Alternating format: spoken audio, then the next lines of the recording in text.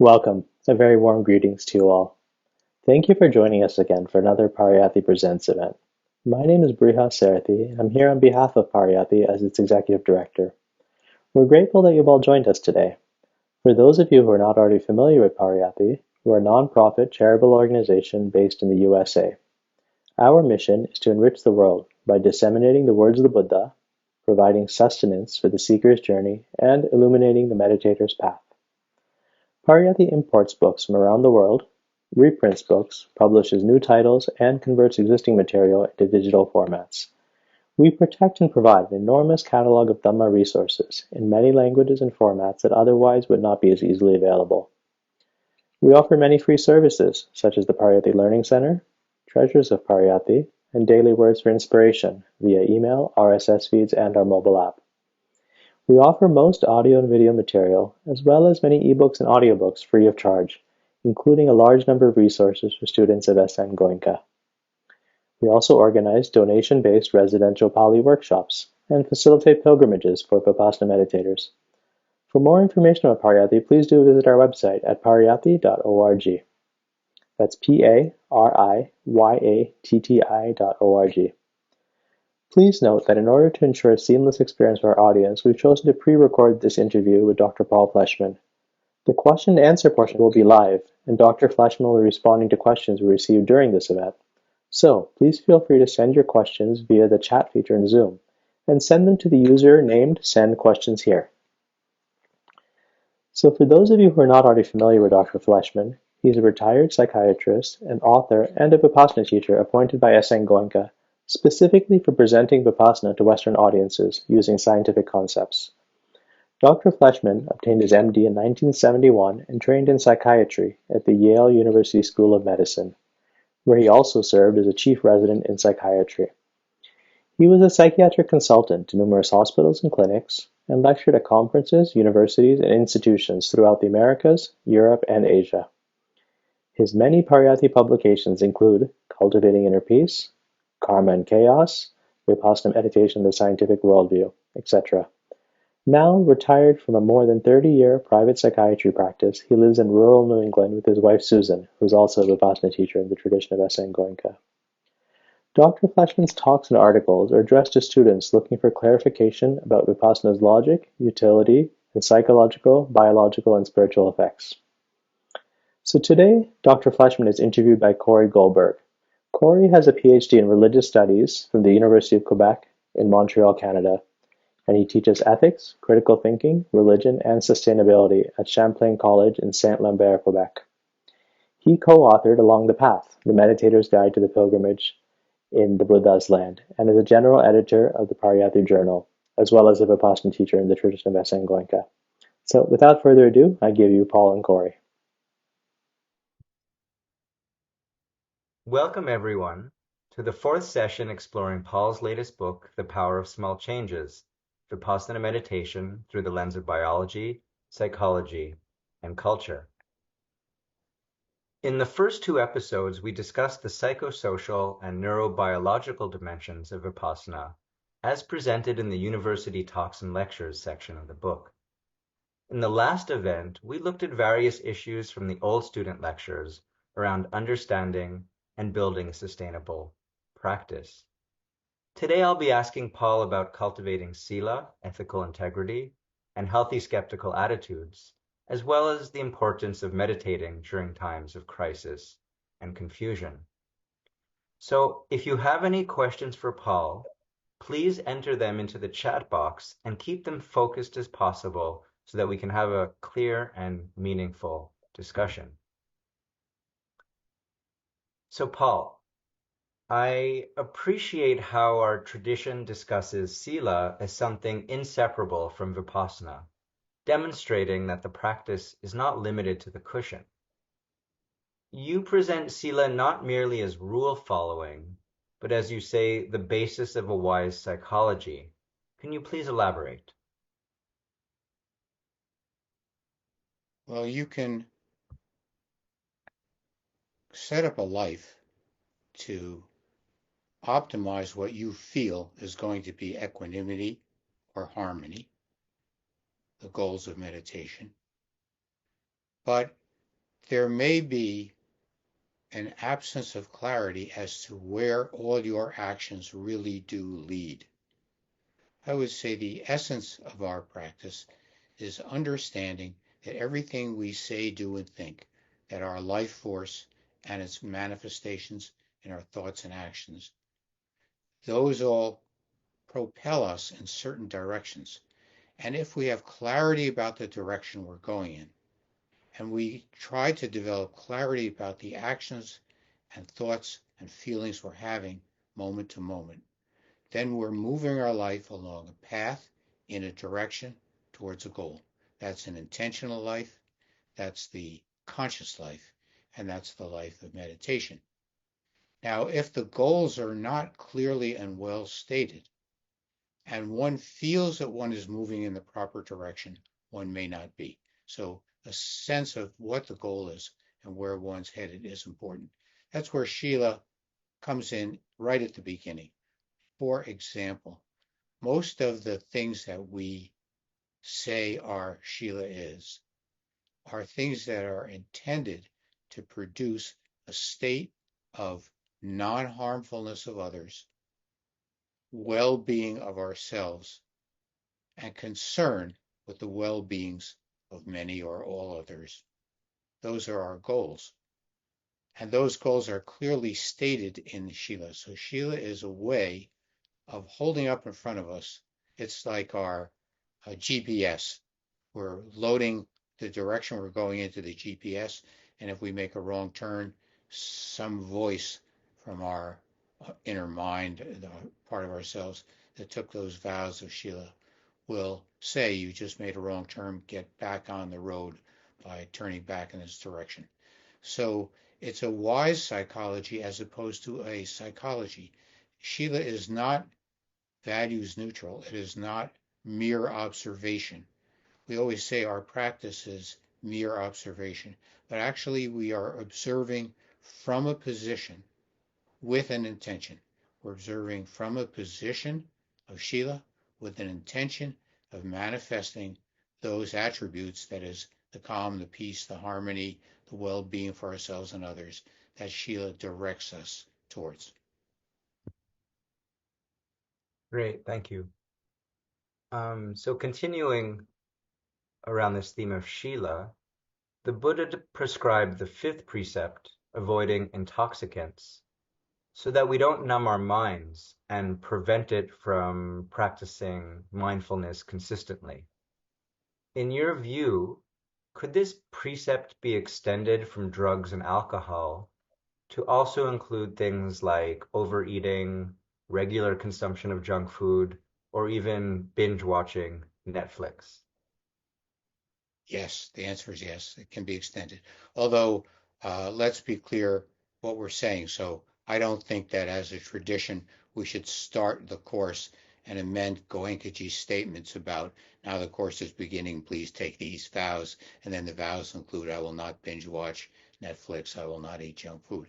So we're talking about our personal own adoption of what we think Sheila means to us rather than the actual definition given in courses. So yes, I definitely think that the addictive events that have been generated by our business cultures to gain more attention and gain more wealth from having people become addicted to those products, I do think those things are core addictions similar to the addiction to drugs. Let's give a few examples. When you take an addicting drug, typically drugs are not absolutely pure in their method of acting. So a drug will hit your brain in multiple ways in multiple spots. It has a scattering effect and it influences your brain. For example, it may make you both hallucinate and sleepy, or it could make you hallucinate and wakeful, different kinds of impacts. But a major feature of many addicting drugs is its interaction with the chemical system in the brain known as the dopamine system that is closely linked to the feeling of pleasure. When that system in your brain is stimulated, you feel good, you feel pleasure.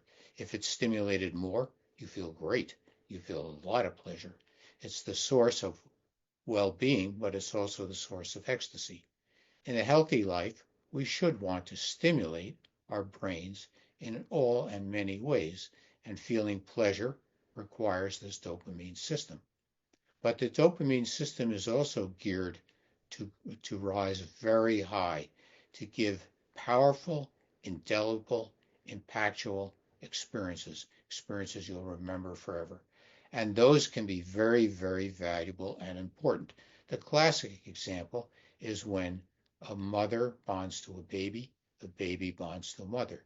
Their dopamine is coupled with other neuroreceptors like oxytocin and actually others as well. So the brain is formatted in such a way that by receiving certain signals, it directs your life in certain directions.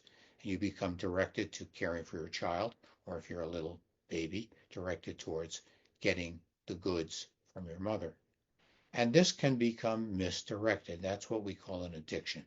A person who decides the single most important thing in my life is to score more fentanyl. That is the number one feature of my life. So an addicting drug hijacks our hierarchy of values that our brain is meant to apply to useful, valuable experiences. And instead, this hierarchy of values gets applied towards something that enriches somebody else and impoverishes oneself.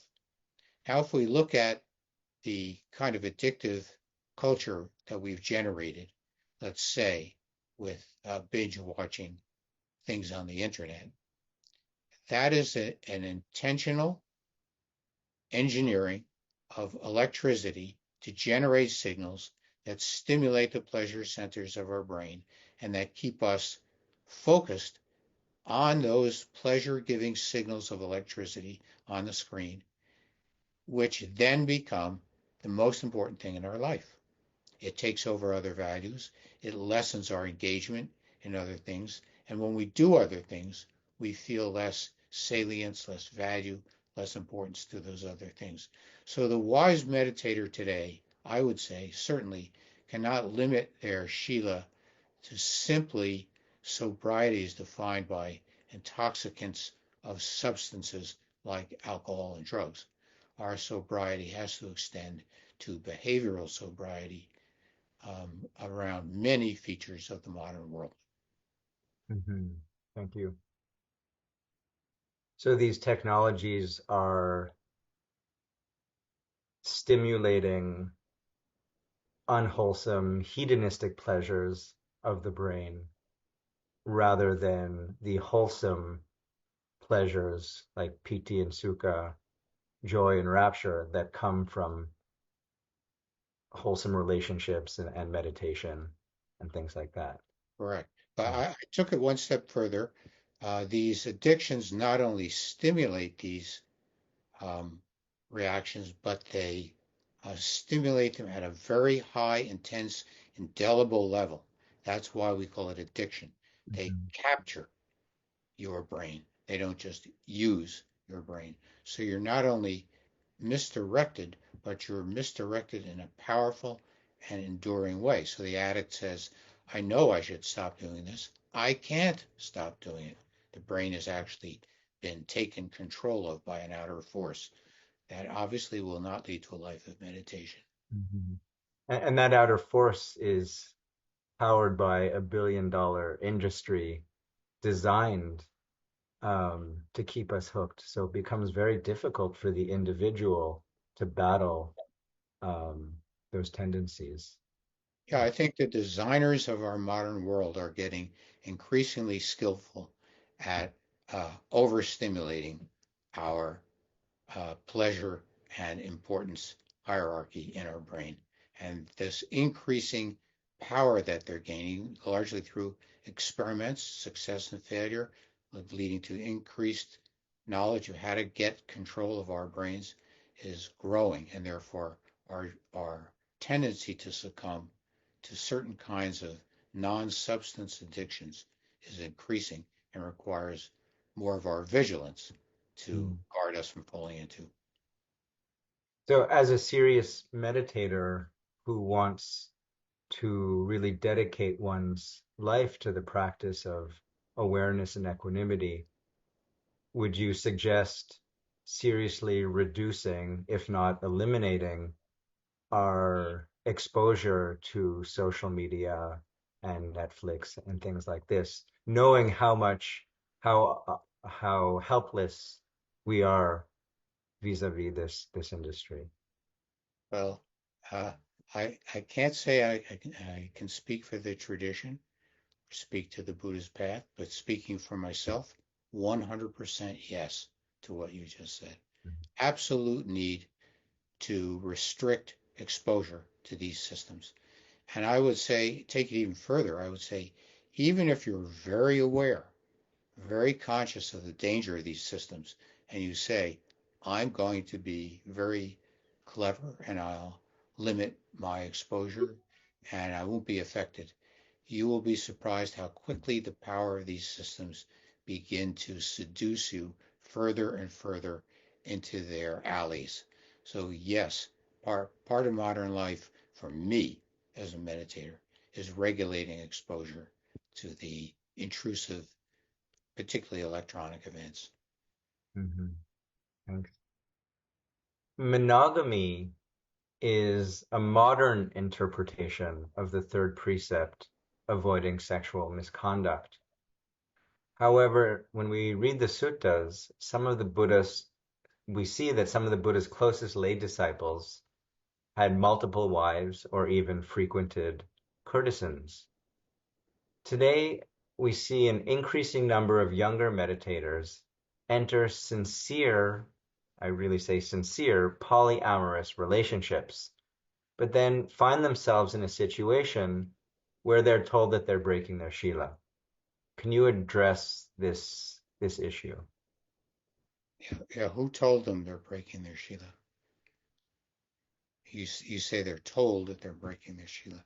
So I'm asking you, who told them? Well, if they want to sit a long course, for Okay. example, so from the tradition's perspective, it's either committed one-on-one relationship or celibacy. Okay. So I think there's an important point that comes up in this context and in other contexts that's interesting to address, and that is the definition of Shila, who's defining it, who speaks for it. In our tradition, we make a clear statement at the beginning, like, well, this is Shila is not using alcohol, let's say. But then there is no effort by anybody, or there's not supposed to be any effort by anybody, to go around enforcing this on other people. In our tradition, we don't walk up to someone and say, you're using alcohol, that's a sin against the Lord. Or you're using alcohol, that's a sin against the Buddha. Or you're using alcohol, that's breaking Shila. It's actually nobody's business to run around commenting on somebody else's Shila. That's not the world that Goenkaji developed and our tradition developed. Actually, we should be commenting on our own Shila. And very few people can say they've gotten so far in life that they have no need for correcting their own Shila from time to time in interaction to the next interaction.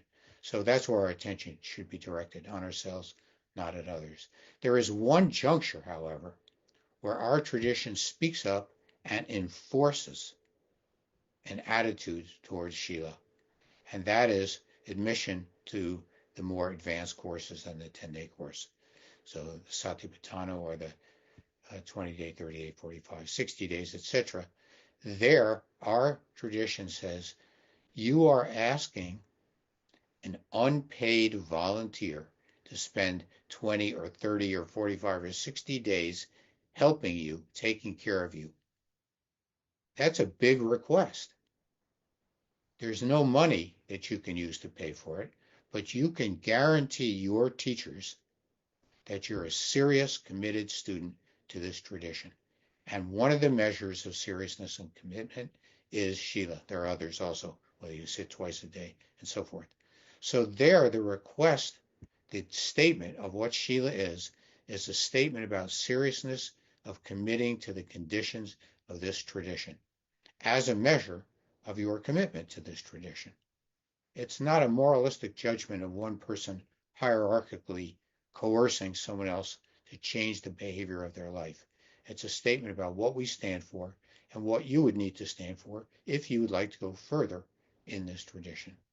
So I see those two as quite different. It's not a moral judgment, it's a statement of where we stand. It's sort of like saying, I want to take a 30-day course. I want to be admitted to a 30-day course, and that course must be in Kentucky.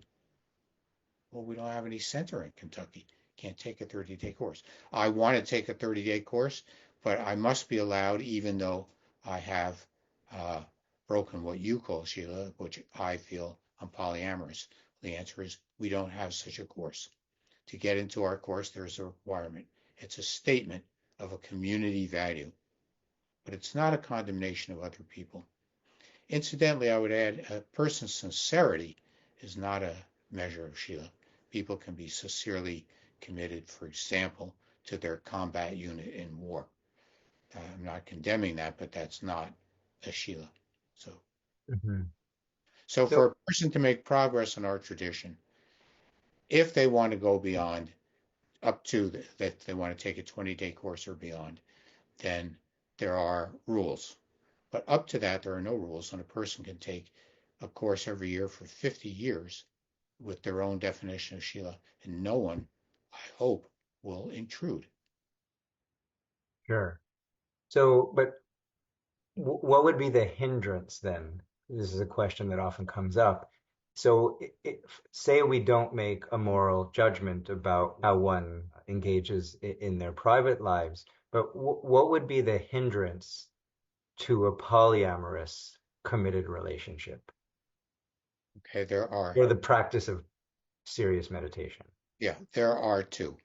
One is, um, again, it's like saying, I accept this tradition, but there must be courses in Kentucky, and you must give me my course in Kentucky. Well, who are you to tell the tradition what it has to do?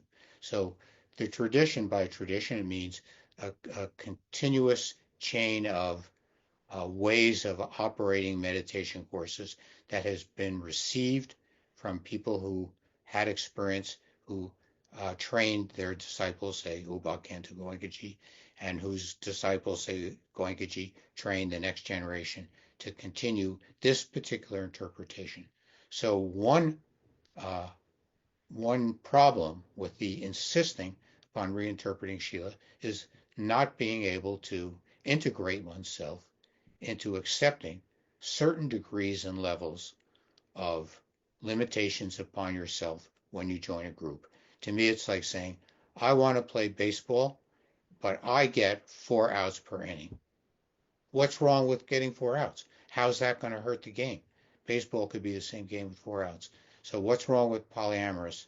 The answer is it's not in our tradition. The answer is in baseball, it's 3 outs per inning. That's only one of the issues.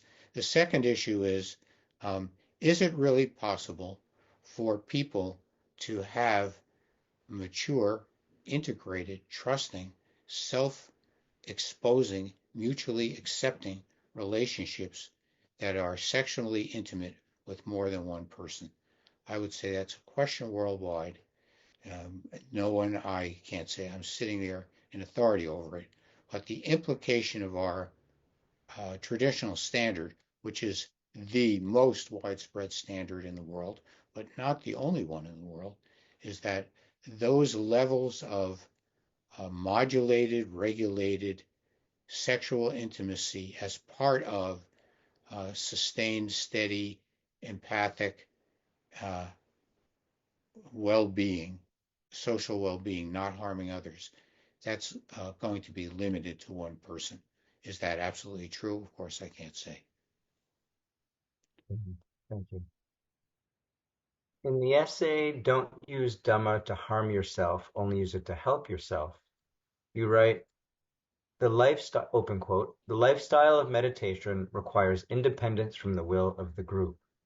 The spirit of autonomy is also a form of strong determination. Part of the Buddha's legacy is avoiding the fads of the herd. Close quote. You follow up with this thought in the essay Who We Are and Why We Are the Way We Are. stating, open quote, "Our scientific way of living adds into our life the burden of needing to make choices on our own, without authority figures telling us what our conclusions should be." Close quote. So my question is, according to the Buddha's model demonstrating the stages of awakening, the third fetter that needs to be broken is called Sila Bhatta Paramaso, which is usually translated as attachment to rites and rituals. A translation that makes more sense to me is relying on others concerning ethical responsibility. So breaking the fetter of relying on others concerning ethical responsibility. So in other words, I cannot, as a mature practitioner of Dhamma, rely on external authorities to tell me what I ought to do or not to do. And as Goenkaji always says, inner wisdom must be our guides. So is there anything else you can add about the value of developing autonomy? Sure. Once again, I think the best way to keep our Vipassana practice well directed and fertile for us is to always try to go back. What's the basic principle in this? Why are we doing it? What's the purpose? What's the benefit that I'll get out of it? So autonomy is a way of saying the what is often phrased as karma. Karma or kama. It's a complex issue and it has some cultural ramifications as well. But let's take its most fundamental meaning. The most fundamental meaning of autonomy and of karma is it is my actions, my thoughts, my volitions that will shape my future. If I want to go to medical school and I apply to law school, that's not skillful behavior. I want to apply to where I'm headed. I want to go in the direction that will lead to my goals. So autonomy is the same thing as saying you're responsible for your life. It's the choices you've made and will continue to make that will shape who you become and what happens to you to some extent. To some extent, because in the ancient traditions, we say a person's karma is built up over millions of lifetimes, and so you can't change them all in this lifetime. Some things will happen to you that are not based upon your choices and values and volitions right now. In the modern world, we say instead of referring to lifetimes, we talk about social conditions, cultural conditions, racial conditions, and other forces that impinge upon us that limit the amount of power we have over shaping our future. But limiting it doesn't mean it doesn't exist. So we're at least responsible for those volitions and their outcomes. And that is it's in our basket whether we want it to be or not. There's no way in the world that if, for example, you tell me to do something, Kory, and I do it because you told me, and then at the end of it, I say, well, it wasn't my fault. Kory told me to do it. We don't have that. Up to third grade, people think that exists. After third grade, people know if Kory told me to do it and I did it, it's my responsibility.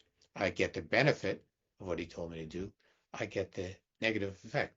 So if a person's volition on the path of Dhamma is mere obedience, then what they will obtain from their life of practice is obedience. That's not the same as insight. That's not the same as loving kindness. That's not the same as liberation. So obeying Shila is not the same as opting for Shila. Obeying the teacher's rules is not the same as engaging them fully. So autonomy does not necessarily mean I don't listen to people. I think that's a common misunderstanding that comes up. People feel, well, if I'm autonomous, then everybody else can uh, get lost. It's all up to me. I'm alone. It's my decision. I'm not going to listen to what you have to say. I'm my own boss. That's a mixture of individualism and arrogance. Autonomy means I listen to you. I take it into account. I follow some things that people have told me to do. I adopt some practices that are distributed, say, by a tradition or by other value systems around me. But I understand that in all those circumstances of listening, accepting, not accepting, agreeing, partly agreeing, agreeing for this life stage, not agreeing for the future life stage, in all those conditions, actually, the impact is on me. The choice is mine, and the direction that it sets into my future is my direction. That's autonomy, that sense of understanding one's agency. Thank you. That's helpful. Again, in the essay, In Who We Are and Why We Are the Way We Are, you discuss the notion of organized skepticism as part of the scientific mindset and how proper experiential understanding of reality through Vipassana may help us navigate the overwhelming influx of information and avoid falling into cynical doubt or be swayed by rigid overconfidence and fear-based narratives. We did touch upon this in the first interview to some degree. Personally, I find this aspect of the practice, organized skepticism, to be essential for a healthy, open-minded, and balanced life. However, I question, what place does faith have on the path? Do we need faith, or don't we need faith to take the first steps and continue in times of distress? And do we not need to rely on faith that nibbana, the ultimate goal, is an actual possibility?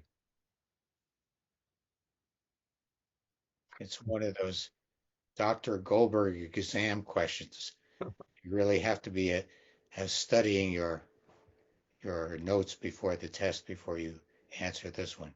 It's a great, very great question, Kory. Thank you for putting it out there. So the term organized skepticism, to me, it's at the heart of my life. It actually derives from a social scientist named Robert Merton, who is a longtime faculty at Harvard, long dead now, say mid-20th century thinker and writer. He took the stand, he took the position. Science is interesting. I think I'll study scientists and see what they really do. What are they up to? They say they're doing this. What would an observer see? So, like anthropologists might go to some island lost in the ocean and study what are the people there like, what do they eat, what do they believe in, how do they make a canoe out of a tree trunk. So Merton did that with um, scientists. By the way, this is nothing to do with Thomas Merton, a Catholic religious teacher. This is Robert Merton, a sociologist of science. And he came up with the essence of science. His definition was organized skepticism. A scientist is a person who says, I don't know what the answer is. Let me gather evidence to find out what the best answer is, what the most reliable answer is to this question or this problem. So it's evidentiary, it's gathering, and it's public. You put your results out there for other people to criticize, amend, refute, or add to. That's the activity of science defined in its simplest form. And organized skepticism is very, very close to, or the same thing that we hear when we begin our first 10-day course, and Goenkaji describes that you shouldn't accept anything. You shouldn't accept what he's saying. You shouldn't accept what the Buddha said. You should practice and see what the outcome is. So organized skepticism, the scientific attitude, is very different, almost the opposite, to cynicism. And unfortunately, these two get confused. So we have to address what cynicism is. Cynicism is the preset, already adhered to belief that everything that the other person is saying is nonsense, wrong, BS. You don't have to attend to it. The cynic is a person who doesn't care, who doesn't believe, who doesn't expect to get an answer, who feels no answer is forthcoming. The organized skeptic is organized, systematically addressing what the answer is. So, organized skepticism has also been defined as a kind of a faith. It's so different than cynicism. The cynic says, why should I bother to take a step on a path? It's all nonsense. I know it's all just a bunch of belief systems from the past. I'm not going to waste my time. I'm not going to try. It's useless. But the organized skeptic says, I have no idea if it's true. If I want to find out if it's true, I need to gather evidence. The only way to gather evidence about a mental, internal, psychological event like maturing in Vipassana, the only way to gather evidence on that is from my own mental, emotional, meditative life. If I want to know whether this thing is of value, I have to take steps that assess its value for me. Therefore, the skeptic has a faith in the value of exploration, evidence, tentative conclusion, followed by more exploration, more evidence, and another tentative conclusion. So there's a faith there, but we could change that faith. The word faith is so loaded, so filled with um, reference to people who simply swallow uh, a belief naively and adhere to it for no reason. That is obviously very different than the faith of organized skepticism. So for organized skepticism, we could say confidence in our ability to make assessments as we gather information and study a problem for its relevance for our lives. So if you call that a faith, I would say our practice does require faith, or you could just say it requires confidence in our abilities to make good judgments for our own lives. There is a faith that grows, however, and that's a different kind of faith that's connected to organized skepticism. And that faith is even if we've walked the path, let's say for 40 years, and we know it's good for us, we know we're going to stick with it, we've got a lot of evidence in our life that's been extremely helpful to us, we still don't know how far it gets, how far it goes. Did the Buddha attain Nibbana? What's Nibbana? Who is the Buddha? Did the Buddha exist? Is he a historical legend? Is he a historical figure? Does the Pali Canon actually describe the Buddha's life, or does it make editing choices that change the Buddha's life? All those kinds of questions are not answered by our own personal path because we're not there with the Buddha. We don't know the actual origins of the Pali Canon. So there is another kind of faith, a faith that says something like this. Given the fact that I've tested this tradition again and again and again, not accepted it at all, never believed in it as blind faith, just tried it, tried it, tried it, and each time I tried it, I kept getting positive results, so I kept trying more. After all this time, I have a great deal of confidence the path is good for me. But I still don't know what the Buddha got, what the Buddha found, what the Buddha says in the text, and how that relates to what actually happened. So there's a faith that having gone this far, gotten so many good pieces of guidance, probably it will continue to be good. So there's a faith to take the first step, and there's a faith to take the next step after 40 years. So could we say that for that first step, maybe the necessary condition is something like curiosity or a sense of wonder? Well, the general statement of that first step is it's driven by dukkha. So the Hmm. first step on the path, very often for most people, I would say for me, I would say for most people, is this is suffering. Is there a way out? Could Hmm. this be a way out? And hopefully it changes to this is suffering, and this seems to be a way out. Good. Yeah. Thanks. Uh, and just connected to this discussion of Nibbana, maybe we can try defining it and see if it's actually attainable. I know in your essay, Who We Are and Why We Are the Way We Are, you define it as, open quote, a heart filled with love and peace, a mind anchored in unshakable deliverance from the vicissitudes of our own ignorance and grasping. Close quote. So, okay, so there's a definition. Is it attainable? And a follow-up question is, why in our tradition does this aspiration seem so distant and impossible? I mean, on the one hand, we're told to reach out towards it as if it's just around the corner. And on the other hand, we're told not to pay any attention to it because it's so remote. Can you, so I guess I'm asking you to address these mixed messages. Good. Thanks again for putting these up there, because when one listens to the discourses, there are certainly times where there seems to be contradictions, like Nibbana's the next step of you take, you'll be there, and don't ever think you're going to get there. Rather contradictory sounding messages, but they each have their value and their meaningful messages as they're being put forward. So um, there are a few problems with not having a sense of the proximity and the realism of the concept of Nibbana. If Nibbana is some starry, distant, incomprehensible, unknowable, mystical, archaic uh, plume of smoke, why would anybody walk towards such a vague and unattainable thing? Why would anybody waste their time pursuing that?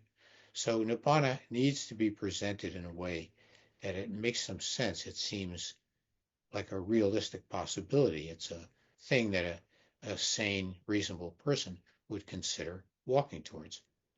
So that's why definitions of Nibbana vary from those that are maybe very absolute and intended to be spoken to very elite advanced meditators, versus the more proximal, close definitions of Nibbana that are meant to be understood by ordinary people who are more or less close or distant to Nibbana and who can understand it only from the context that they're actually in right now, which is a non-Nibbana attaining context.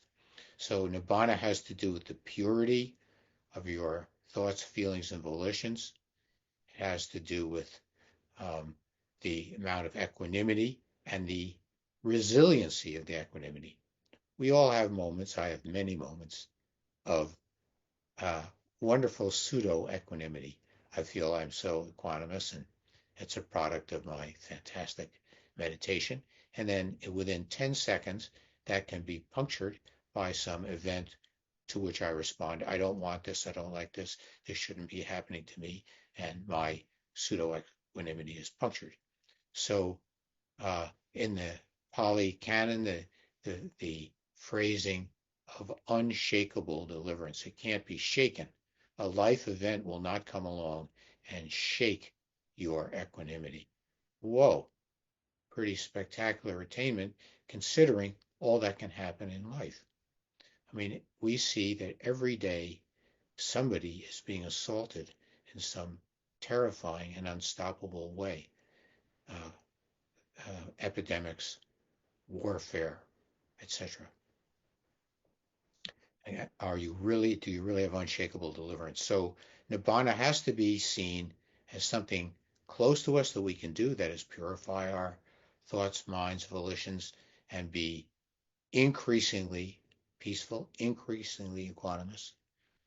And yet Nibbana also was defined by the Buddha as having attained the stage of unshakability of these properties. Rather different descriptions. Another issue that comes up with the making Nibbana feel distant, making Nibbana feel close, making Nibbana something you attend to, making Nibbana something you don't attend to, is our tendency, our most rigorous, repetitive tendency to tell ourselves how wonderful we are and how fabulous we are and how better we are than other people, known colloquially as our ego. As soon as there are measures or standards or competitions or registries of attainment, it will turn into an ego festival. So to avoid our own personal tendency to make ourselves feel that we're really great, it's best to put aside the question, what have I attained? How much have I attained it? How far do I have to go? How far have I come? Stop that part of competitive ranking and just keep walking forward on the path without giving a label or a status. That also comes up when it happens, as in our Vipassana community. There are titles. There are people who are teachers, assistant teachers, trust members, and it might well seem to even an established old student that there are hierarchies, there's competition, there's places that one person gets to and the other person doesn't get to, and those um, human envy and competition dynamics can enter into one's Vipassana life and not be helpful.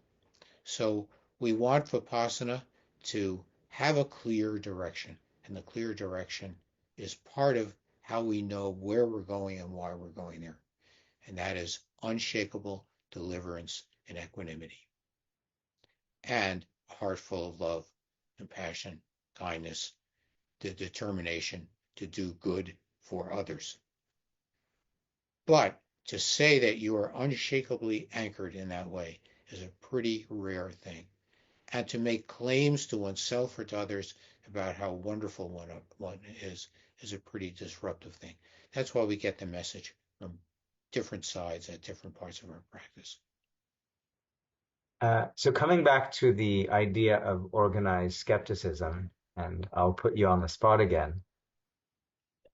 We cannot be sure that the morning chanting played on a 10-day course serves a real purpose in generating metta and protection.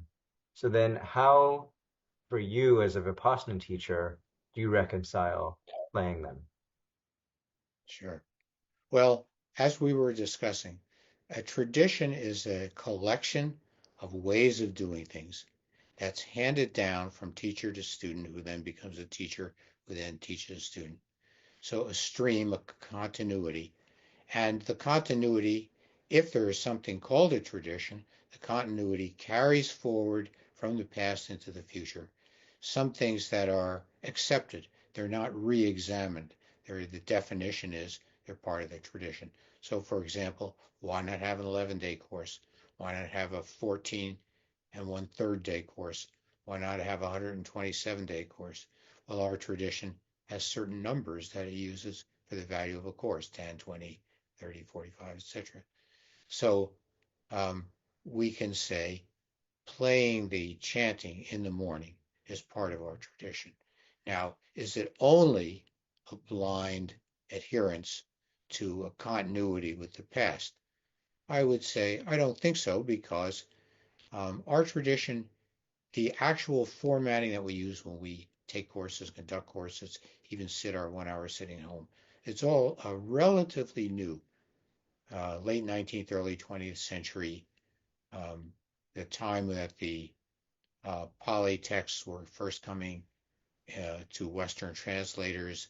First, Western people became aware of what was going on in Buddhist countries, and this worldwide upwelling of meditation as a potential for millions of people from non-Buddhist world. That's all fairly new. So we're following a fairly new tradition, and we're not carrying forward very, very ancient ways of behaving. And so the chanting is quite selected. Why this chanting? Why not that chanting? Why this part of the Pali phrasing? Why not that part? So there's a certain rationality that things that have been selected have some meaning. Typically in the discourses, the meaning of the morning chanting will be revealed. So we're not listening to morning chanting that's merely opaque or foreign to us. We do get understanding, cognitive understanding of it. Then there's the idea of sound vibrations being influential, which everybody, regardless of their culture, believes. We listen to Beethoven or the Beatles because we feel sound vibrations influence us in a way that's positive. We try to shut down traffic noise because we don't want sound vibrations that are negative. So the sound vibrations of the Pali chanting have been selected to be salubrious, to be beneficial and easing the path of meditation. But do we have absolute proof of that? No, of course we don't. And so, is it blind faith? I would say it's a measured, reasonable faith in the wisdom contained in the tradition's manner of organizing things. Its impact is limited. Everybody knows that what happens to you on a meditation course is 99% influenced by what you are containing inside of you and not what is going on around you. And so a person who turns off that chanting and pays no attention to it will do fine. And a person who attends to it carefully may be using their attention to the chanting to avoid some self exposing vipassana meditation. So either way, it's intended to be a skillful, pleasant, facilitatory addendum. It's not the practice of vipassana. Thank you. So again, in the essay, Who We Are and Why We Are the Way We Are, I admire the way you frame the practice of metta. You write, open quote, "We start by feeling metta for real and specific people, such as parents, children, friends, and then we extend our feelings of loving kindness toward people unknown to us, but for whom we wish the best, such as the victims of war, pandemics, poverty, and other unfair impositions. Then we can send metta without limits past all the stars that we can see, past this galaxy, past all galaxies, to the far corners of existence, in every direction, to all beings, everywhere." Close quote. Can you please help us understand what does it actually mean to feel metta, and what does metta actually feel like? Great question. um, so metta is not one exact entity or essence. It's a problem that comes up whenever we're discussing anything about human feelings. For example, I can say, I felt really good yesterday, and you can say, oh, I felt really good yesterday. Did we feel the same things? Is feeling really good in essence? Does everybody who says they're feeling really good feel the same thing? Same way I could say, oh, yesterday I felt really depressed. And you said, yes, I was very depressed yesterday. Did we feel the same thing? Was our depression exactly the same? So we never know exactly what another person's feeling. And it's even hard to describe, verbalize, express to ourselves exactly what we're feeling. Feelings are very shifting, unstable, altering, alternating moment to moment, like fields of vibrations, which they are. So metta is not one thing. To feel metta is not one exact thing. Let's say every day I try to practice metta twice a day. I'm not always feeling the same thing. Furthermore, we are specifically instructed that metta practice can be followed simply as a cognitive practice. In fact, it does happen to people, and it happens to me, that there's a certain meditation you have, a certain day, you're feeling tired, you're feeling sick, got some terrible news, and you sit for your hour, and at the end of the hour, you don't feel any metta at all. You feel annoyed or depressed or irritated or angry.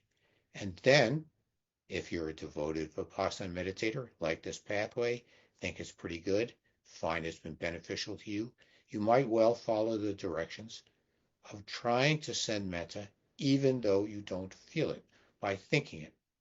Sometimes thinking metta is the avenue into feeling metta. So therefore, we can practice metta without feeling metta. But let's go a little further and let's say we do feel metta. What does that mean? What are we feeling? It's not always the same. It's not an exact essence. It has variation. But in general, what is it? It's a feeling that's in the body because bodies are where we feel our feelings, our sensations. So metta is a zone, a region of sensations that are in our bodies that are reacting to or generating certain vibrations in the atoms and molecules and the electronic fields that constitute the molecular structure of our bodies. And the metta feeling are those feelings of personal well-being that's so uh, delightful, so infectious that one desires to give it away. Metta is the wealth of well-being. You can feel well-being, but you've got just about enough to pay for today's room and board. Or you can have well-being that's opulent. You're a philanthropist of well-being. You've got some, you just have so much of it, you want to give it away. That's the feeling of metta. You want others to feel well-being, security, happiness, purification of mind, positive volitions. You want others to feel those. You feel them, and you're trying to give them away. That's the feeling of metta. So, so we can say with a certain level of certainty that the practice of metta changes the person who is sending it. There's these feelings of well-being, and they're generated, they're enhanced, they're sent. We feel good. Um, but what about people receiving it? Can we be sure that metta is actually received by others? Well, everything has its reason to be scrutinized carefully by the thoughtful mind, including the Vipassana enlightened mind, or the Vipassana mind that's about awareness. So metta does have a problem involved. And the problem is, we were just discussing on the other question, we have this remarkable ability to generate ego under almost any circumstance whatsoever. That's the tendency of the unwise, unpath formed personality. And so a metta that is understood to be effective at changing, even helping other people directly, becomes a source of vanity. It works like this. I have wonderful metta because I'm a wonderful, wonderful person. I'm going to help that poor slob over there who needs my help. I'm obviously superior to them because they need my help. They need my metta. And my metta is so powerful, it's so superior to other people's metta that it will influence that other person, it will influence the world. I'm in charge of the world. It's my powerful metta that shapes everything. So to avoid that kind of metta declining into the generation of ego, we're taught that metta is for our well-being and with the intention or the volition for well-being of others. But we don't try to measure its impact or make a statement about its efficacy because that will lead us down the path of ego. Right. In your essay, Still Meditating in Troubled Times, you talk about the concept of historical exceptionalism. It's an idea that we live in a unique moment of time that does not follow the repeated patterns of human history.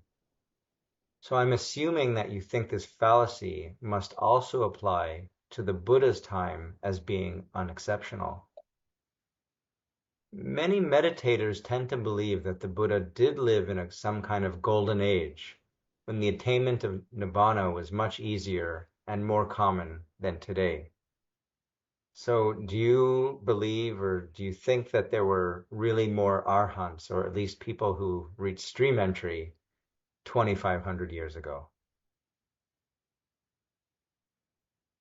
Well, I think in one of our upcoming interviews, Kory, we're going to be discussing the idea that um, all people, all people, all cultures, I'm emphasizing the word all cultures, have a belief in a golden era in the past. that we're trying to return to. That's true whether you're talking about a Messiah or Quetzalcoatl, or any golden age in the history of any culture, the Roman golden age, the Greek golden age, the age of uh, the time that the founders, the saints, walked upon the earth, none of whom we've ever met or know. So that myth will with maybe your questions next time we talk will give us a chance to examine that more. That's something that stands out from this set of points that you just made. Of course, I don't know what went on in the era of the Buddha, and who are these people who claim they know what was going on in that era? I mean, they have a memory of it, they have some historical data that was collected at that time. Well, we read in the suttas, Yeah. often at the end of a sutta, so and so becomes an arhant or a sotapanna, and all the devas around became sotapannas or arhants. Or the discourse was given to 500 bhikkhus and they all achieved awakening. So I think that's where the idea is coming from. It is an idea. It is a text-based, not an experiential idea. There's no evidence to back up the validity of the text, and so it's a blind faith or a religious belief. I'm not saying that is wrong because I don't know what's right or wrong about that era. But let's go into this concept of historical exceptionalism. That does not mean that no era differs from any other era in events. For example, one thing about the Buddha's era is there was somebody somewhat like the Buddha. There was a teaching, and it's fairly coherent and fairly transmittable, and it's endured for thousands of years, and it kind of makes sense, and people can understand it and practice it, and it didn't exist before, and it didn't exist elsewhere. There was one place and one time where the Buddha's teaching came into existence. So that is unique. Right now, we have the internet. The internet is probably the most revolutionary event of my life, and it seems to be shaping more and more things. It's getting more and more powerful. As we use it, it gains power. We were talking about its control over our sense of pleasure and its ability to get us addicted. There are many other things it's controlling: economies, electricity use, people's sense of themselves, people's attention spans, etc. So this is a unique era. This is the first time that there's been a human internet. So what's this? Why am I saying historical exceptionalism is a common fantasy, wrong, delusion, misperception, when it's perfectly clear some era is different than other. So historical exceptionalism is saying our era differs in the human essence that people experience when they live. For example, with or without the internet, I can be angry, I can be sad, I can be bored, I can be distracted, I can be focused, I can be upset, I can be calm. Nothing essential about me is different because I live in the era of the internet. I can be manipulated a little more. I can become, if you like the internet, you can say it's a great blessing. I'm happier because of it. If you don't like it, you can say it's intruding, taking our money, giving power to tyrants. I don't like it. But essentially, human beings are the same. We've got the same problems. One of the great disappointments of the internet is that no major problem, for example, nuclear weapons, climate change, no major problem has been even scratched on the surface. The internet really uh, magnifies or places into our focal point the same things that were there before the internet. So the idea of historical exceptionalism doesn't mean interesting, unique things didn't happen. It means human beings were human beings with all the qualities. So if we go back into those texts, they are explaining to us a, a set of obviously mythologically elaborated events, all the devas and the brahmas. And so the question for us is, the most important question for us is, does the Buddha's teaching make sense now? Does our practice make sense now? Should we only have practiced Vipassana in the era of the Buddha? Are we in a wrong era where it won't work? Is there something essentially different about people then and now such that they could practice it and we can't? I would say there's no reason to think we're any different as the people then. We're better educated, we go to schools, we're better fed, there's more constant food supply, there's many, many more of us, billions rather than hundreds of millions of people on the earth. Many things are different, but the essence of the human experience is not different. One of the ways we know that is when we read the ancient texts in the Pali Canon. I think most people I feel, this is talking to me. These are guys like me. They got the same problems I have. They're looking for the same solution I do. I immediately feel what one famous anthropologist called the human touch. We know that they were touched by the same things I'm touched by. So I would say we're living in that same era with the same species, the same hearts, the same minds. And so there's no need to postulate historical exceptionalism. We can practice the practice right now. Great, thank you. That's helpful.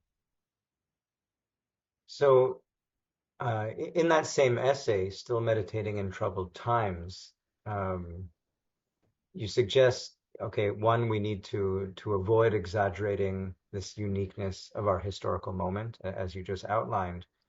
And you also encourage us to develop what you call comfort with indeterminacy.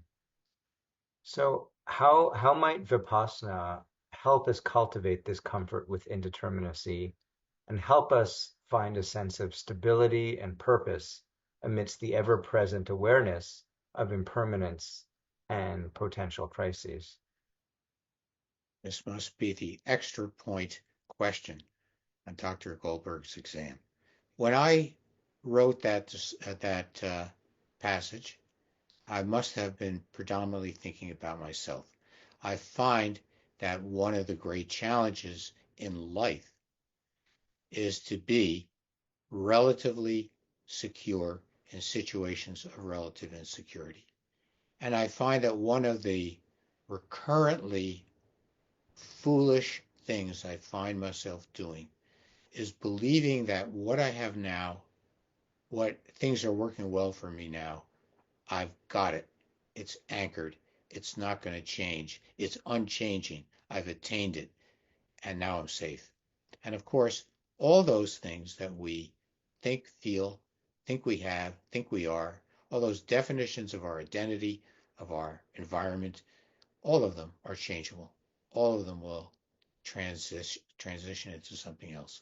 And one of the very great challenges, maybe the essence of being human, is to find that confidence, security, and forward momentum in a world that is, in fact, not only changing, but unknown and unknowable. We don't know what's coming down the pike. We keep insisting we do, knowing what's coming down the pike. Right now, we're living in a time of political and social instability, and the newspapers are filled with these people who are telling us what it means. I never read those essays. I never read those opinion statements in the editorial column.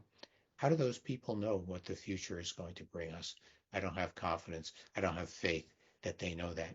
And I don't know that.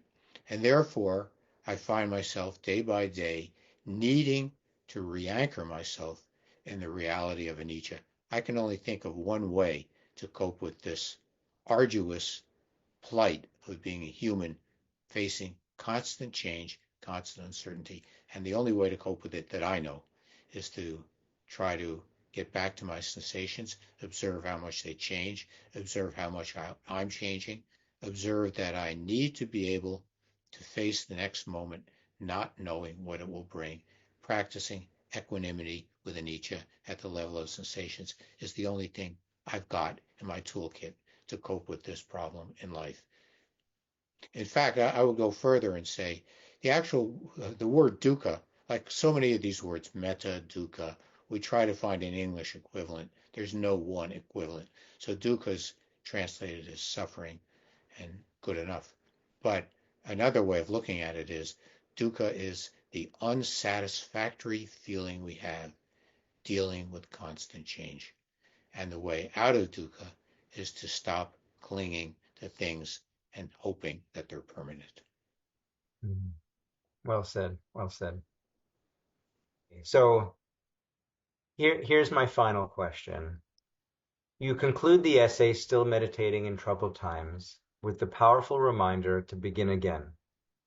In the context of the ongoing challenges and fluctuations in our practice and the world around us, what does it truly mean for a Vipassana meditator to begin again? And how can this simple yet profound instruction serve as a continuous source of resilience and renewed commitment on the path? One of the features of the human mind is that it creates pathways. And once we create those pathways, we tend to follow them. For example, when I was born with the capacity to learn and to make the sounds and to follow the grammar of any language. By the time I was, say, 16, 18, 20, 25, I became framed, set, directed, and limited. I can only speak American English. Any other language that I've tried will come out as a fractured, fragmented sounding form of my American English diction. So we become fixed and we become limited. And one of the features of Vipassana is to counteract that tendency at its core. The main tendency we want to develop in Vipassana is to see reality as it is, not to see reality as we saw it 10 days ago or 10 minutes ago or as we learned in college. It's to see it afresh right now in this second. When we're meditating, we're trying to eliminate the fixed patterns, the fixed preconceptions, the beliefs, the perceptions that were all put into us, and we're trying to freshly, in that 1 second, see reality, experience reality in our bodies as it is, without any contamination from our previous conditioning and training. That's what begin again means. The reason it's so hard is what I just said. We've got all these patterns in us. And in fact, I notice in myself, there's like a cascade. There is Vipassana patterning, which goes something like this. Well, I've been meditating for decades, so I know how to meditate. So right now, I'll just meditate. I'll do it right. Of course, I do it right. And then suddenly I'm waking up going, wait a second, you're just imitating the Vipassana you were doing. Vipassana right now is not what it was 1 second ago. It's not what it was in my last course. It's not what I was in the 90s when I was meditating in this very same house.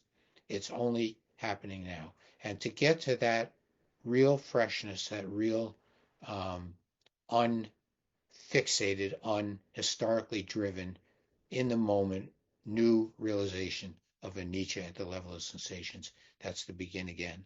That's hard and most valuable. Every time I succeed in that, I've got a fresh start. So wonderful. That's a great place to end my series of questions. And now we'll begin taking questions from the audience. So the first question I have here, the listener writes, I'm going through a stressful and hostile work environment with anxiety about job security. I have very long working hours from early morning till late nights and weekends. I've become very negative, health has deteriorated, and can't give quality time to family or look forward to a productive life. Vipassana has earlier helped me to stay centered. How can I bring back regular practice to remain equanimous under such conditions? That's a very hard question, and probably a question that many people have, since the atmosphere at working conditions many people experience as deteriorating, increasingly pressured work, increasingly long hours, take home work required, You've got your computer with you. Why do you stop when you leave the office, or why do you stop at 5 p.m. in your house? You can keep on being enslaved to the corporation that's paying you to keep doing your work. So what a difficult plight you have, and what a common plight you have. I think there are two ways of looking at this question. One way is your work an essential fixture, or is it something you can change? For example, some people are trapped in a war zone. They can't get out. Giving them advice, why don't you leave and go to a peaceful country? They can't leave. That's part of the definition of a war zone. It's closed off. So is your job a kind of a war zone? Is it the only place you can be? Can you not get out of it? Or is it a choice that you made that needs to be re-examined? Maybe you can't leave very immediately. Maybe it'll take some strategic planning. Maybe it'll take a year of job applications or relocations or retraining or further education or accepting a lower salary. What is necessary for you to escape from the psychological warfare against your freedom and your ability to live what you call a productive life? If you feel you're totally trapped, the next question comes up: how to meditate in a war zone. And people do that. I must say I'm in awe, and I'm deeply impressed, and I've been inspired by going to countries that have been in war zones, or countries where economic and social conditions are bad enough that they replicate war zones. And I've met really solid meditators under those conditions, people who are doing something that I have no personal experience of knowing whether I can do. So if you're unable to exit from this war zone, if you're unable to find a way to get a job that isn't as harmful to your health and your sense of value in life, then establishing a practice under those conditions, these are some optimal things you can do. One is, are you totally alone? Can you attend group sittings live? Can you attend group sittings, online group sittings? Do you have friends who you can talk to about meditation, even though you can't set up the time to sit with them? Another issue is we set up an ideal life as having 2 1 hour a day meditations. I do that, and all people we call established meditators do that. But that's very different than saying under such arduous and oppressive conditions, you should be timing yourself to sit 60 minutes twice a day. Doesn't sound like that's possible for you. And so how can you establish any practice at all? The single most important thing about meditation is to do it. It doesn't work if you don't do it. So how can you get around to doing it? Can you do it for a minute? Can you do it for a minute twice a day? Can you do it for 2 minutes twice a day? Can you ever do it at work or while you're working if you're working at home? Is there even a 10-minute interval or a 30-minute interval once or twice a day when you can meditate? Without that, you won't be able to meditate at all. Then another issue that comes up is Shila. Can you be keeping your Shila? Do you feel good about yourself from the standpoint of Shila? It sounds like you feel very badly about what you're doing with your life and time. Is there any way you can practice altruism and metta? Altruism means loving kindness, concern and compassion for others. That immediately increases people's self-esteem. A lot of, I put in the chapter on meditating in troubled times, a lot of what is called positive psychology today, that's being discovered as a new psychology. It's actually already in the ancient Pali Canon. The Buddha had a pretty good sense of psychology and figured out if you want to feel good about yourself, do something to help somebody else. Number one way to improve self-esteem. So you can be practicing Shila, you can be practicing Vipassana, under such difficult conditions anyway. And working with the Parmis, working with Sheila, and working with whatever meditation you can do is advised. But it does sound like you also need to extricate yourself with a long-term plan to get yourself into a lifestyle that's compatible with the lifestyle of being a meditator. Great. So another question, it follows, maybe it repeats, so you can see if you want to answer it. The person asks, how do we avoid slipping into apathy, especially when there's small impacts of our actions are hard to measure? Yeah, this is a great question. I feel both these questions are the questions of our age, of our era. If you personally hadn't asked it, somebody else might have asked the same question. So this feeling of being overwhelmed and apathetic. What can I do? None of it will make a difference.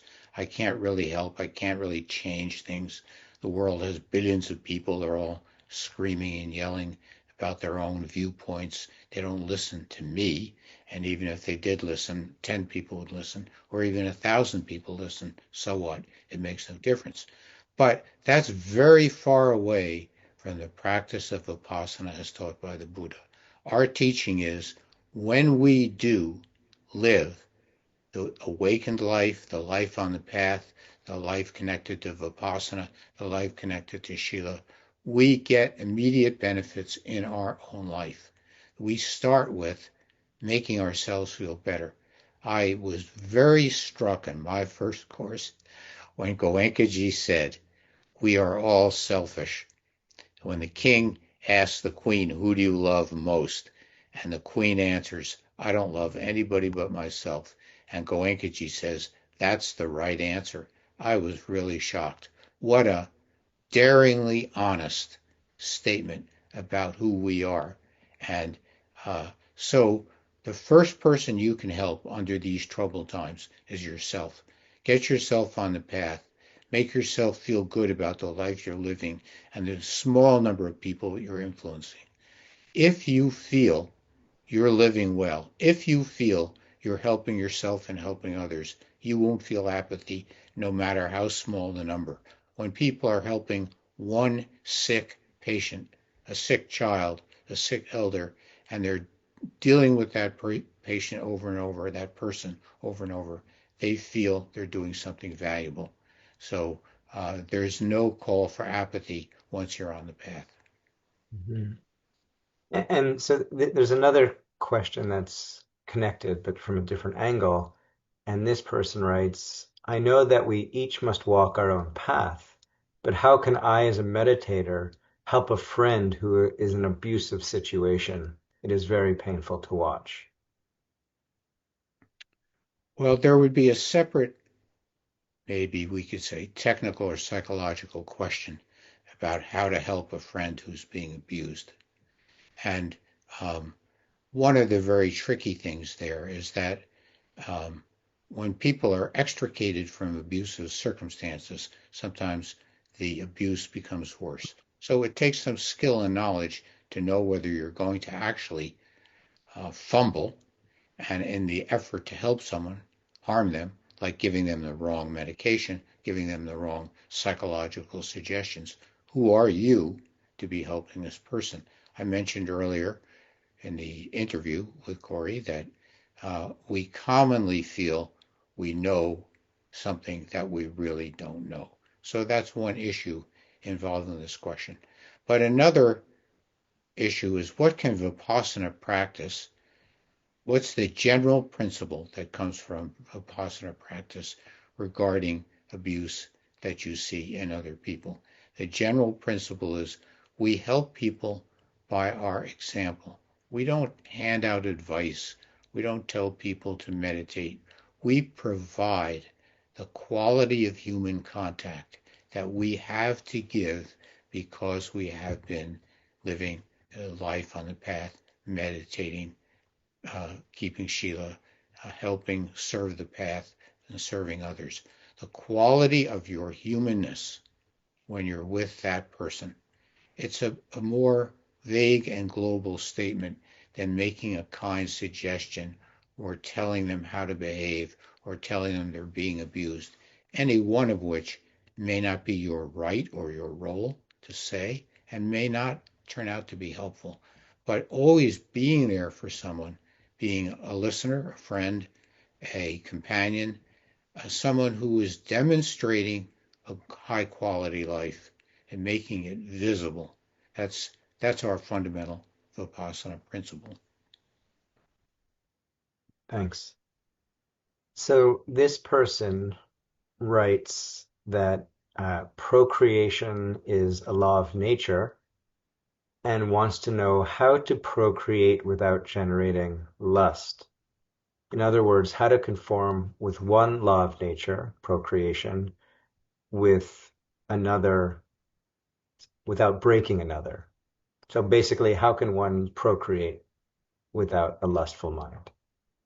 You could say there are two very closely linked, highly similar but not identical traditions. One is the tradition for celibate monastics, and the other is a tradition for lay people.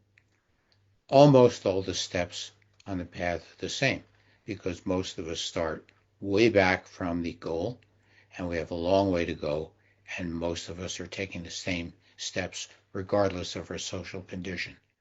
But the issue of procreation is different, and Arahant in the legends and traditions of Buddhism and Arahant does not participate in procreation, so doesn't have this dilemma. And up to Arahant stage, people can be on the path and still be in a procreative relationship. So the answer given by our tradition is when the relationship is filled with loving kindness, mutual caring, mutual support, ability to resolve differences, ability to modulate the anger and aggression that naturally rise up between people and is part of all human relationships and yet needs to be uh, kept on the path. When all these practices of mutuality, marriage, intimacy without marriage, when procreative life is loving, sustained, and caring, then the small um, effect of the procreative lust is modulated by the much larger effect of learning to be the high quality person that you can become because you're in this mutually affected, mutually helpful, mutually maturing relationship. Mm. Yeah, I think that would be very helpful for a lot of people in our lay tradition. Um, so this person asks, does prescribed medication such as morphine for chronic pain influence the daily practice? Should it be continued in order to keep Shila? Okay, that is a pretty common question that comes up. People, we're serving a wide array of people, and many are ill, and they're not so ill that they can't come to a course they're healthy enough to attend, or they were healthy enough to attend, and now they're sick. We don't want to be in a position where we're fake doctors, intrusive, moralistic, self-assigned pseudo healers who are telling people what medication to take, what medication not to take. If if we're following Sheila, then Sheila says no intoxicants. Is this patient or theoretical patient who's taking morphine for severe pain, are they being intoxicated or are they being helped? The difference is the impact upon the mind, the amount of craving induced, etc. So it's very common if you are dealing with real people. I don't know who the questioner is, but a doctor will know. I can tell you medically, many people who take morphine for medical pain are not only not intoxicated, they're revolted. Many people try to get off their opiates as soon as they can.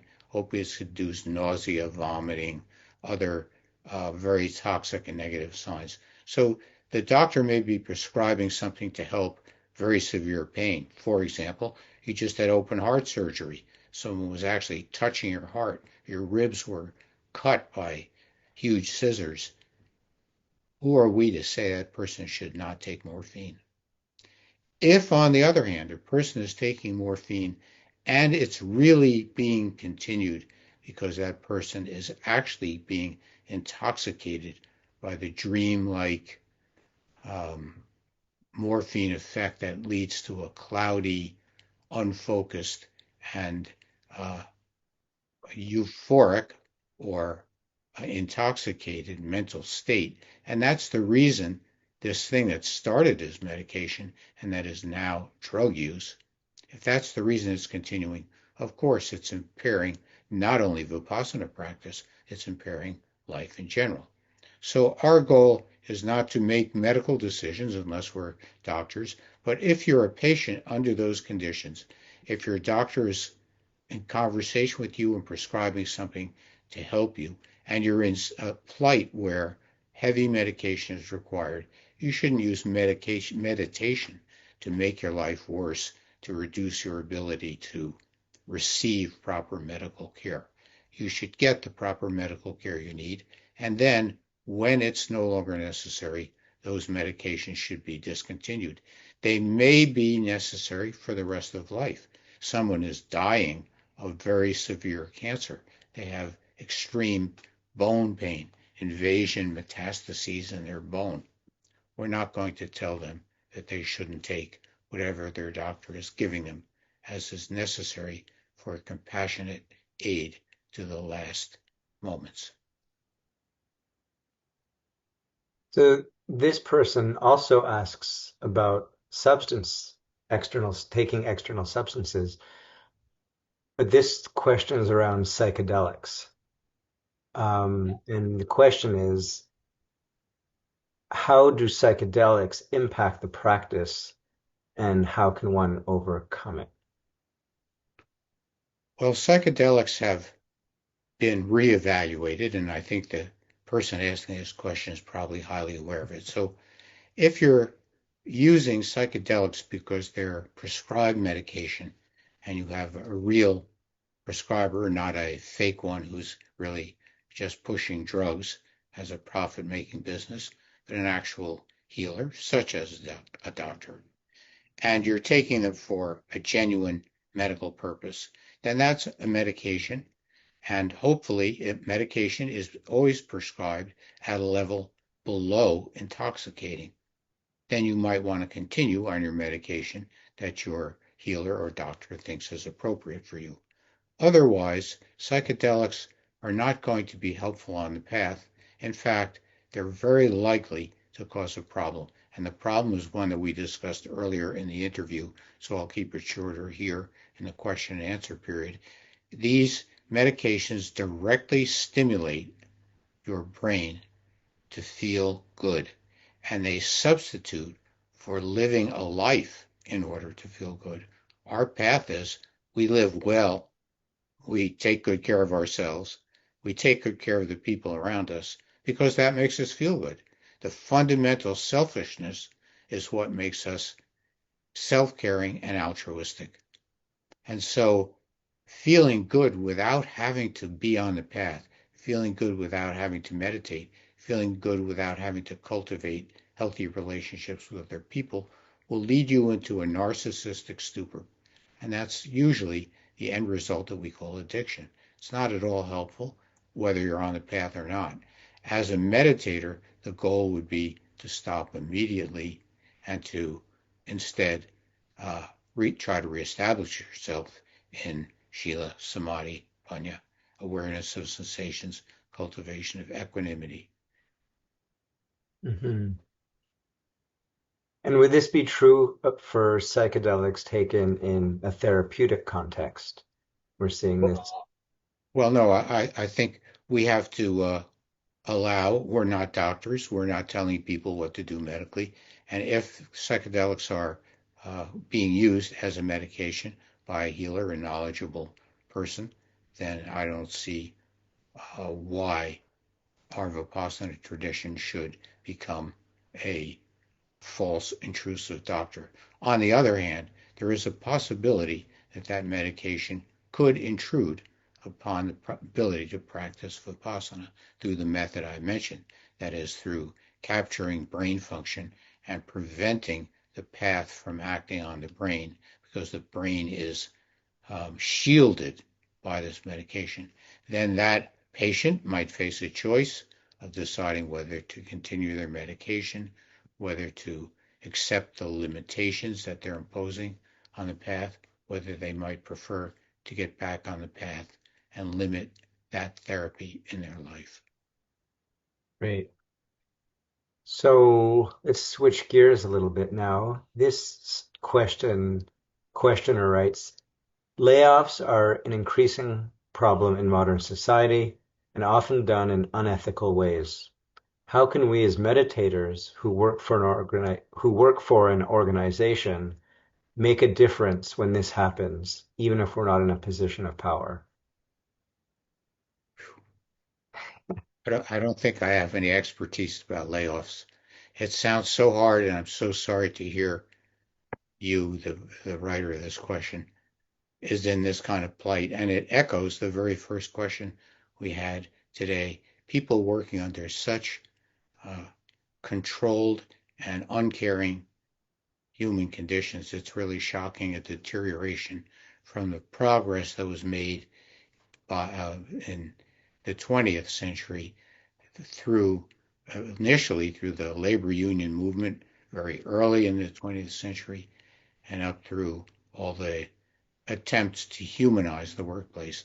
Now we're going to dehumanize it. I don't have any particular skill to offer you. I don't think Vipassana was geared by the Buddha in uh, uh, 2,500 years ago to deal with the issue of layoffs in the 21st century.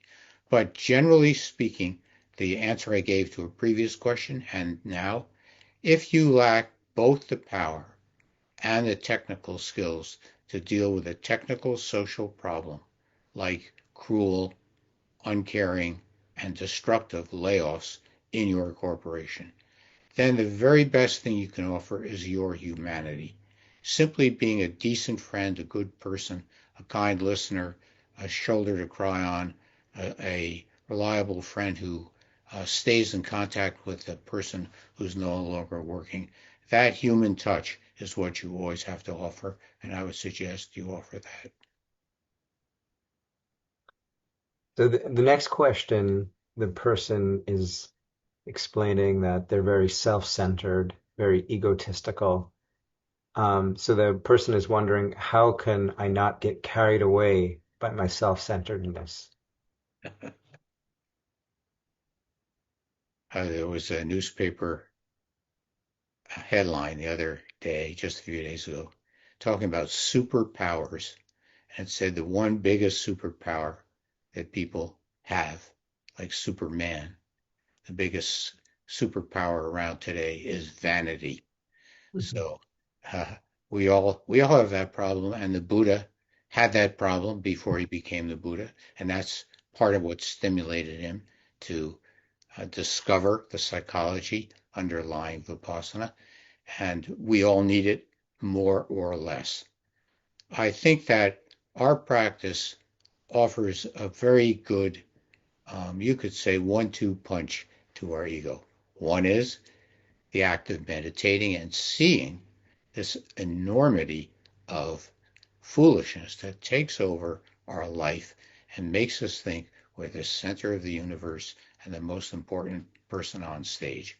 A very ignorant process that we share and that meditation calls our attention to, hopefully giving us the awareness to try to limit this process. But the second part of our 1-2 punch to knock out the ego is service. As I've repeated a few times, the idea of social service, which is an ancient idea, and the Buddha was so aware of it, that is the new idea of altruism, meaning when people are caring, when people are helping, when people are nurturing, they feel good about themselves. It's the highway to well-being. And our practice, which so focuses on service, is a great location, giving you constant opportunities to re-engage, care for others through service at centers or other kinds of service, not at centers. People serve in many ways, not at centers. So that those are the two ways that you can work on taming your ego. Great, thank you. So the next couple of questions, and we'll probably stop after that, is around metta. This is a continuation of maybe what we're speaking about. So this person writes, I have read that metta cannot be given to the dead. I think the logic for not sharing metta with dead people is that they're in a different realm and metta would connect us with them, which can create unintended harmful consequences. What is your opinion about this? Sounds like I'm in big trouble. This idea that metta can't be given to the dead is not something I've ever heard. And it contradicts one of the very prominent features that I follow and which I believe I was taught in practicing metta, which is sending metta to the Buddha, sending metta to Goenkaji, sending metta to my parents. All these people are dead. I'd never heard that sending metta entangles you. That seems very magical thinking. There's no mechanism by which that would happen. That's a superstition that implies that your actions and your thoughts and your feelings, that is, your karma, of which metta is a powerful point, that can be contaminated by contact with someone else. But the whole point of karma is that we are our own true parents. We are the cause of who we are. We shape ourselves by the way we live our life, not by superstitious fantasies about contamination, the fear of being hurt by someone else without even having contact with them is not an idea I recognize from the Pali Canon or from Goenkaji's teaching. So I would encourage this person to stop worrying about that. There's no need to send metta to the dead. But if you're thinking about if you have deceased parents, as I do, or you're thinking about the Buddha or Goenkaji, I wouldn't hesitate to send metta. And so the next person, and I think this will be our last question, the next person writes, it's very difficult and even superficial to send metta to someone who has become an obstacle in my career or who is actively harming me. How can I practice metta in such a situation so that it is genuine and not forced or hollow? Wonderful, wonderful question. So isn't it so that we can become kind of fake nice, fake goody-goody, and not give real expressions to the real feelings we have in the moment as we're encountering hostility, obstruction, and other kinds of day-to-day, I would say, savagery, which come about in the context of a society that's increasingly callous and geared for oppositional contact. That's so one thing is there's no need to be fake about what you feel. I wouldn't encourage that at all. But I'd ask another question, which is, can you feel metta for people who are harming you without relinquishing your right to defend yourself? So it may be a misconception on your part that metta means you don't strive with active constructive behavior to keep your life free and uncontaminated from assault. I would say metta should not be used in a passive, depressive, self-abnegating kind of way. So the long-term goal in a situation like you're describing, the long-term goal would be to try to generate metta by understanding why that obstructing person is obstructing you while not relinquishing your right to strive to become unobstructed. Great. That's really helpful. Thank you, Paul. So this has been fun. This has been a pleasure. It's been a privilege. Thanks for your time. I think maybe where you are, it's a beautiful sunny day, It as it is. is here. So let's end here and get some sunshine. Great. So Thank yeah, so we'll the next episode, the next interview is in November 9th. And so hopefully people will be able to come join us for that session when we talk about the psychological safety of meditation. It'll be a really great one, I think. Great. Great. Right. Great. Have a Thank good you day. very much. Thank you. Bye bye. Thank you so much, Paul and Kory, for joining us today. On behalf of Pariyatti, I'd like to thank you all for attending this event.